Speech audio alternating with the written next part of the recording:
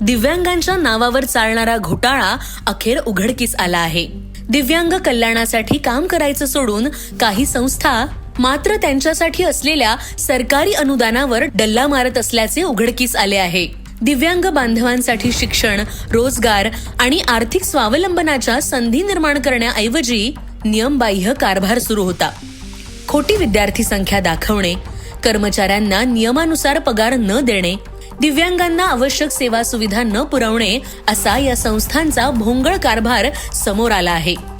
आणि मग मैदानात उतरले कर्तव्यदक्ष, धडाकेबाज प्रशासकीय अधिकारी तुकाराम मुंढे.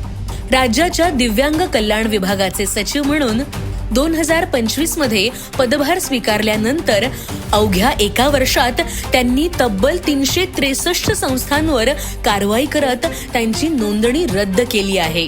नियमबाह्य काम करणाऱ्या संस्थांवर यापुढेही कठोर कारवाई होतच राहील असा स्पष्ट इशाराही तुकाराम मुंढे यांनी दिला आहे.